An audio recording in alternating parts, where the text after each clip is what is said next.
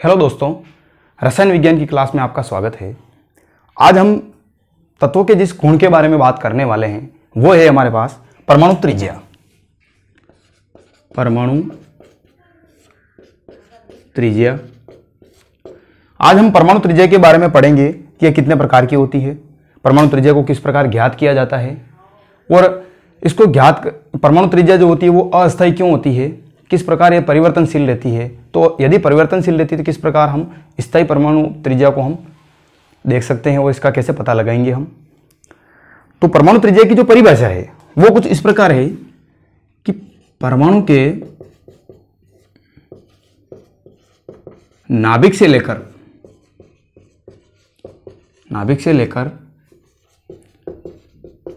संयोजी कोश में उपस्थित घूम रहे इलेक्ट्रॉन तक की दूरी परमाणु त्रिज्या कहलाती है।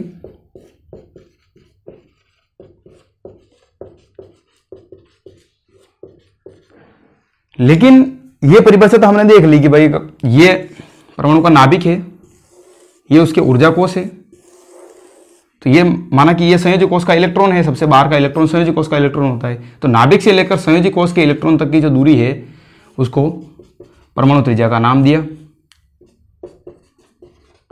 लेकिन ये परिभाषा सही नहीं है। अब क्यों नहीं है वो देखते हैं हम। तो क्वांटम यांत्रिकी के अनुसार देखें हम तो इलेक्ट्रॉन की जो प्रकृति होती है वो तरंग प्रकृति होती है। इस तरह इलेक्ट्रॉन गति करता है संयोजी कोश के इलेक्ट्रॉन अपने कोश में, इस प्रकार ऊर्जा कोश में इलेक्ट्रॉन गति करता रहता है। तो जब इलेक्ट्रॉन नाभिक के अत्यधिक पास में आता है तब तो परमाणु त्रिज्या का मान कम हो जाता है, और जब इलेक्ट्रॉन नाभिक से अत्यधिक दूर जाता है, जिस प्रकार ये दूर गया है, तब परमाणु त्रिज्या का मान अधिक हो जाता है, जिससे हमको स्थायी परमाणु त्रिज्या का मान प्राप्त नहीं होता है। इसलिए यह डेफिनेशन हम सही नहीं मान सकते हैं। तो सही परिभाषा क्या होगी, किस प्रकार हम देखते हैं, एक बार इसको लिखते हैं हम कि क्वांटम यांत्रिकी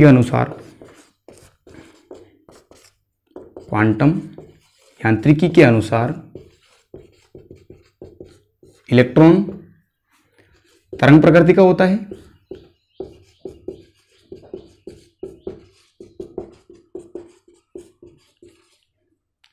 जिससे एक समय में इलेक्ट्रॉन नाभिक के अत्यधिक पास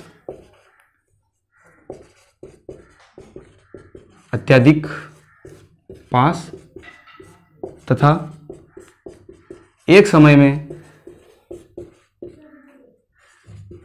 अत्यधिक दूर होता है, जिससे परमाणु त्रिज्या कम व अधिक होती है।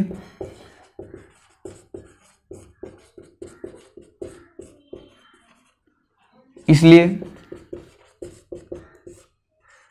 परमाणु त्रिज्या का मान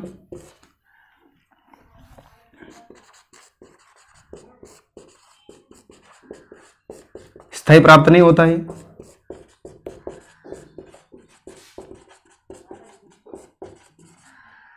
तो यदि परमाणु त्रिज्या का मान स्थायी प्राप्त नहीं होता है तो हम स्थायी मान कैसे प्राप्त करें। तो वैज्ञानिकों ने यह देखा कि अब जैसे कि ये इलेक्ट्रॉन है, ये परमाणु है, माना कि तो एक परमाणु दूसरे परमाणु के साथ जब जुड़ता है तो उसके संयोजी कोश के इलेक्ट्रॉन आपस में बंध बनाते हैं। अब यदि इलेक्ट्रॉन ने बंध बना लिया है आपस में, एक परमाणु के इलेक्ट्रॉन और दूसरे परमाणु के इलेक्ट्रॉन ने जब आपस में बंध बना लिया है तो बंध बनाने के बाद इलेक्ट्रॉन घूमना बंद कर देगा, जिसके कारण वो स्थायी हो जाएगा और हमें एक बंध प्राप्त होगा। तो स्थायी अवस्था में जो एक परमाणु से दूसरे परमाणु के बीच की दूरी है, बंध की दूरी है, उस दूरी को परमाणु त्रिज्या का नाम दिया, क्योंकि ये स्थायी मान प्राप्त हो रहा है हमें और ये मान परिवर्तनशील नहीं है। तो इस प्रकार बंध बनाने के आधार पर परमाणु त्रिज्या को 4 भागों में बांटा है, जिसमें सहसंयोजी त्रिज्या, आयनिक त्रिज्या, धात्विक त्रिज्या और वान डेर वाल त्रिज्या। इस प्रकार बंध बनाने के आधार पर हमें बताया गया है। तो पहली जो हमारे पास त्रिज्या है वो है सहसंयोजी त्रिज्या,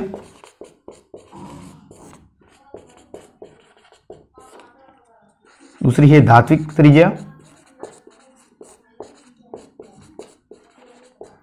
तीसरी है हमारे पास आयनिक त्रिज्या, और चौथी है हमारे पास वान डेर वाल त्रिज्या।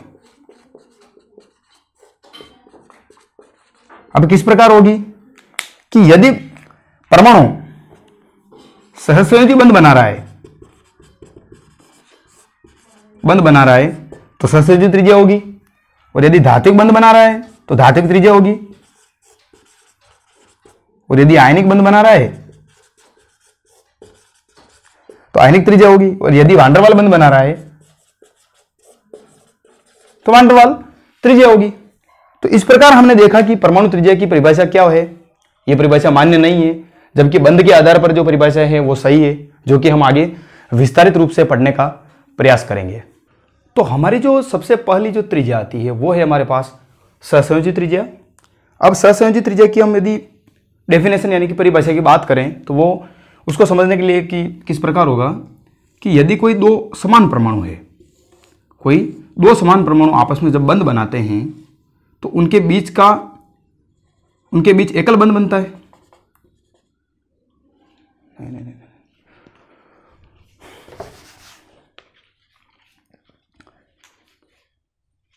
तो हमारे पास सबसे पहली जो त्रिज्या है वो है हमारे पास सहसंयोजी त्रिज्या।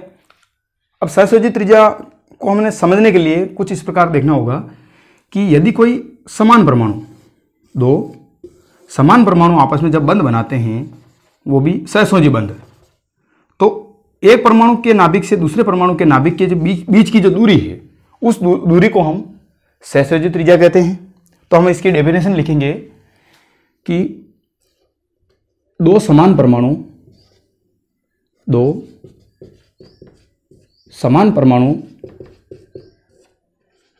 आपस में एकल सहसंयोजी बंध बनाते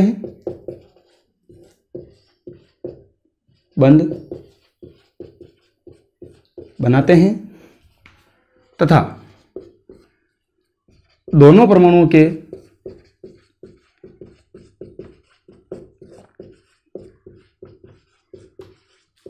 नाभिकों के बीच की दूरी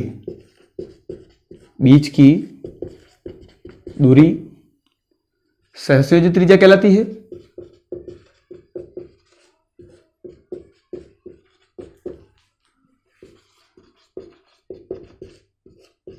अब दोनों परमाणु समान होंगे तथा बनने वाला बंध सहसंयोजी होगा, और इन दोनों परमाणुओं के नाभिकों के बीच की जो दूरी जो है वो उस परमाणु की सहसंयोजी त्रिज्या कहलाएगी। अब हमें डेफिनेशन तो पता चल गई, लेकिन सहसंयोजी त्रिज्या को हम ज्ञात कैसे करें? तो इसके लिए कुछ सूत्र दिए गए हैं कि यदि कोई समान परमाणु है, यदि दोनों परमाणु समान है और उनके बीच की परमाणु त्रिज्या ज्ञात करनी है, जैसे कि परमाणु ए है और परमाणु ए है, दोनों परमाणु समान है, परमाणु ए और ए, तो ये दोनों आपस में जुड़ेंगे, तो दोनों परमाणुओं के बीच की जो सहसंयोजी त्रिज्या है उसको ज्ञात करने के लिए जो सूत्र दिया गया वो कुछ इस प्रकार है कि यदि समान परमाणु आपस में सहसंयोजी बंध द्वारा बंधित हो तो इसके लिए निम्न सूत्र होगा, और वह सूत्र किस प्रकार होगा कि RC is equal to DAA upon 2, जहां RC जो है वो होगी एकल बंध सहसंयोजी त्रिज्या तथा और DAA जो है वो दोनों समान परमाणुओं की त्रिज्या होगी। इस प्रकार यदि समान परमाणु है तो उसके लिए यह सूत्र दिया गया है। लेकिन यदि कोई परमाणु भिन्न है, यानी कि किसी एक परमाणु से दूसरे परमाणु की जो ऋण विद्युतता है वो अत्यधिक है, यानी कि अधिक है, तो उसके लिए हम किस सूत्र का प्रयोग करेंगे? तो सन 1941 में स्लेटर ने एक सूत्र दिया था और उस सूत्र के अनुसार उन्होंने बताया कि परमाणु त्रिज्या यदि कोई भिन्न परमाणु उपस्थित है तो उसके लिए उस सूत्र का प्रयोग करते हैं और फिर हम परमाणु सहसंयोजी त्रिज्या को ज्ञात कर सकते हैं। तो स्लेटर 1941 के अनुसार यदि कोई परमाणु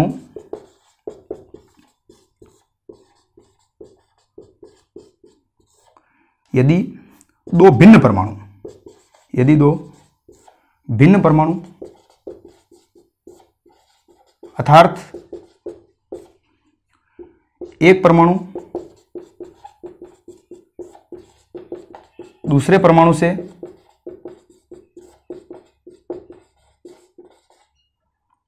अधिक ऋण विद्युतता वाला हो तो इसके लिए निम्न सूत्र होगा। और वो सूत्र किस प्रकार होगा कि DAB, यानी कि दो भिन्न परमाणु होंगे, यानी कि ए परमाणु और बी परमाणु, क्योंकि दोनों अलग अलग परमाणु है ना, तो उसमें दोनों बंध बनाएंगे, किंतु एक की ऋण विद्युतता अधिक होगी। तो उसके लिए जो सूत्र दिया गया वो ये है कि DAB is equal to RA plus RB minus 0.09 चाहे A प्लस माइनस चाहे B। तो RA और RB जो है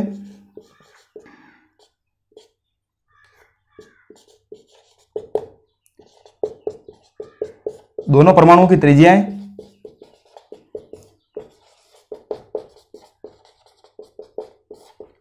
और ये दोनों परमाणु ए और बी की ऋण विद्युतता होंगे।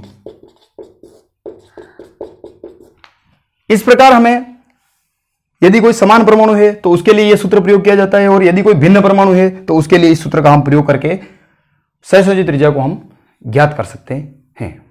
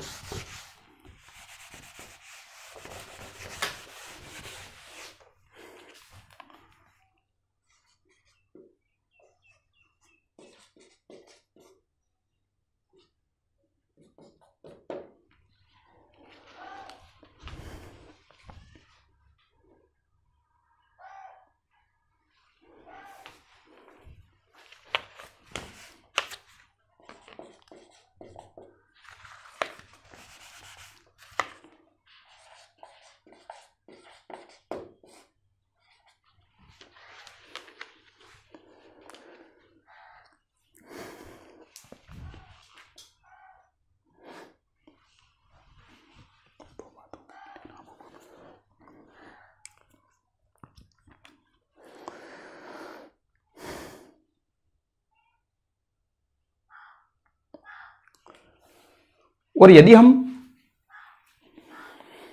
हम परमाणु त्रिज्या की सहसंयोजी परमाणु त्रिज्या की हम आवर्त सारणी में यदि बात करें कि आवर्त सारणी में इसका क्रम किस प्रकार है, तो वो यदि हम आवर्त सारणी में बाएं से दाएं जाते हैं तो सहसंयोजी त्रिज्या का जो मान है वो सदैव घटता है। और वो क्यों घटता है कि यदि जैसे कि कोई ये परमाणु है, ये परमाणु है और ये इसका नाभिक है, तो परमाणु आवर्त सारणी में बाएं से दाएं जाने पर ऊर्जा कोष तो वही रहते हैं, यानी कि मुख्य क्वांटम संख्या तो वही रहती है, किंतु जो इलेक्ट्रॉनों की संख्या है वो उसमें वृद्धि होती है, जिसके कारण नाभिकीय आवेश बढ़ता है, क्योंकि इलेक्ट्रॉनों को नाभिक अपनी ओर आकर्षित करेगा। और यदि नाभिकीय आवेश बढ़ेगा तो परमाणु का आकार भी छोटा होगा, और यदि परमाणु का आकार छोटा है तो परमाणु की त्रिज्या भी कम होगी ना, क्योंकि परमाणु यदि छोटा है तो उसकी त्रिज्या भी कम होगी। तो इस प्रकार आवर्त में बाएं से दाएं जाने पर सहसंयोजी त्रिज्या का मान जो है सदैव घटता है। तो हमारे पास अगला पॉइंट आता है कि आवर्त में बाएं से दाएं जाने पर, बाएं से दाएं जाने पर सहसंयोजी त्रिज्या का मान सदैव घटता है, क्योंकि मुख्य क्वांटम संख्या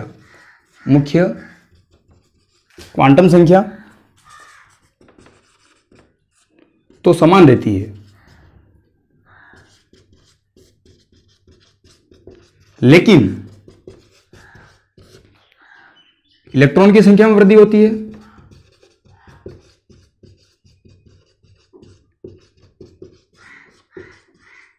जिससे नाभिकीय आवेश बढ़ता है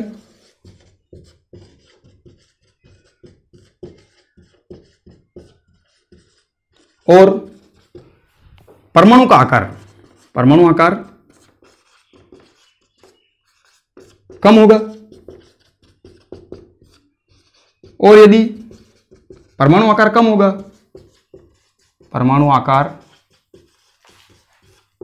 होगा,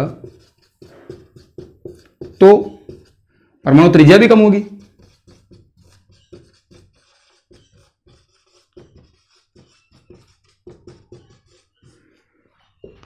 इस प्रकार हम देखते हैं कि बाएं से दाएं जाने पर परमाणु त्रिज्या कम होती है। और हम कुछ तत्वों का सहसंयोजी त्रिज्या का हम क्रम भी देखते हैं कि जैसे कि lithium, beryllium, boron, carbon, nitrogen, oxygen, fluorine और नियोन। तो लिथियम का सहसंयोजी त्रिज्या का मान होता है, सहसंयोजी त्रिज्या इसका मान होता है 1.26, बेरिलियम का होता है 0.89, बोरोन का होता है 0.80, कार्बन का होता है 0.79, नाइट्रोजन का होता है 0.74 और ऑक्सीजन का होता है 0.72 और फ्लोरीन का होता है 0.70 और नियोन का होता है 1.6। इसकी बात हम बाद में करेंगे जो कि अक्रिय गैसों में आते हैं।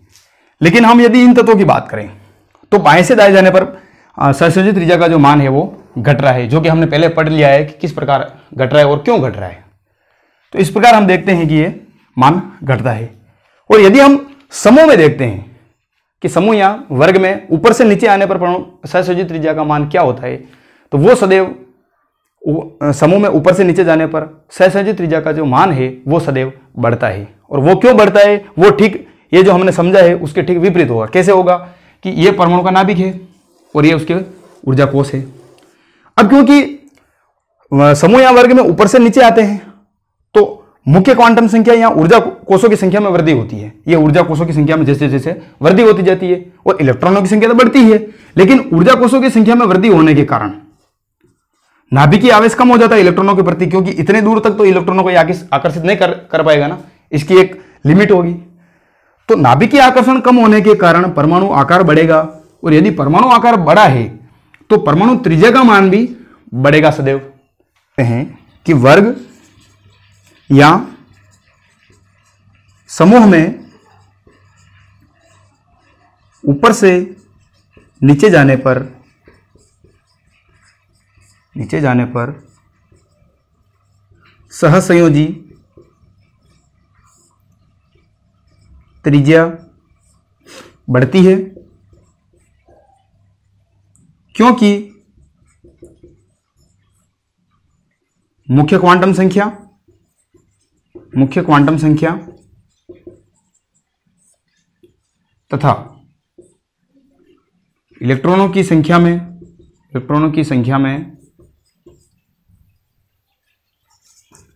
वृद्धि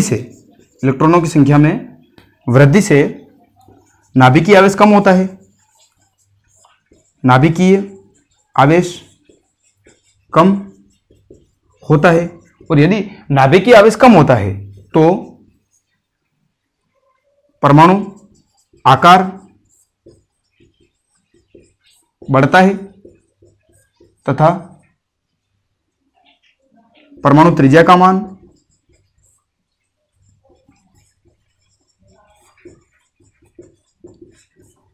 भी बढ़ता है।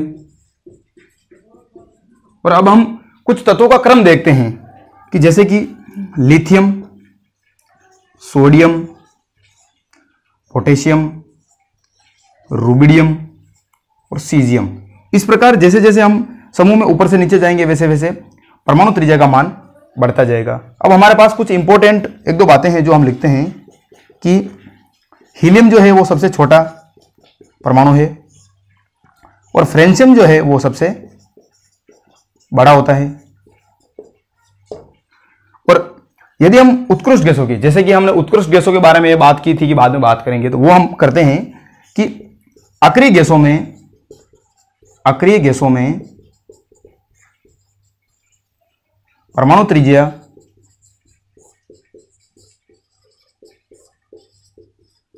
वान डेर वाल त्रिज्या होती है,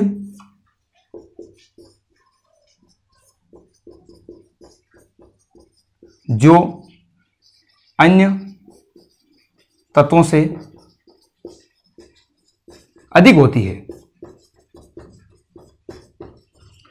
इस प्रकार हमने सहसंयोजित त्रिज्या के बारे में विस्तारित रूप से अध्ययन करने का प्रयास किया और इसको किस प्रकार ज्ञात करना है हमें, वो भी हमने इसको देखा और इसका आवर्त सारणी में क्या क्रम है वो भी देखा हमने।